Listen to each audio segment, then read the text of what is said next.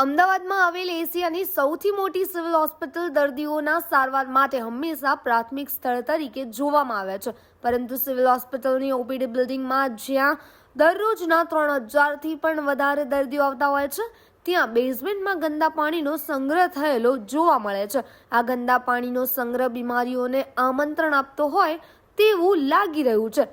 જ્યારે મેલેરિયા અને ડેન્ગ્યુના મોટા પ્રમાણમાં કેસ સામે આવતા જોવા મળે છે, ત્યારે આ ગંદુ પાણી આવા મચ્છરોને ઉપદ્રવે છે અને બીમારી ફેલાવવાનું કારણ બને છે.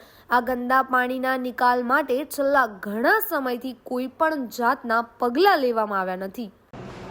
અમદાવાદના સિવિલ હોસ્પિટલમાં જ્યારે ઓપીડીમાં મેલેરિયા અને ડેન્ગ્યુના કેસ વધતા જતા જોવા મળે છે, ત્યારે હાલમાં જે ઓપીડીની જે બિલ્ડિંગ છે એ બિલ્ડિંગમાં અત્યારે હાલમાં નીચે તમે જોઈ શકો છો કઈ રીતે બેઝમેન્ટમાં ગંદુ પાણી છે તે અહીંયા હાલમાં જમા થઈ રહ્યું છે અને પાણીનો નિકાલનો કોઈપણ જાતનો અત્યારે સવાલ કોઈએ ઊભો કર્યો નથી અને કોઈપણ જાતનો નિકાલ હજી થયો નથી. શું આવી રીતે બેદરકારી જે હાલમાં ચાલી રહી છે સિવિલમાં દર્દીઓ માટે કેટલું યોગ્ય છે? અને આવી રીતે જો આવી રીતે પાણી ભરાયેલું રહેશે તો જ્યાં લોકો પોતાની સારવાર કરાવવા આવી રહ્યા છે ત્યાં જ ગંદકીના લીધે જે બીમારી છે તે ઉદ્ભવી રહી છે અને તે સાથે લઈ જશે તેવું દેખાઈ રહ્યું છે. મિહિર સોલંકી, ગુજરાત 24.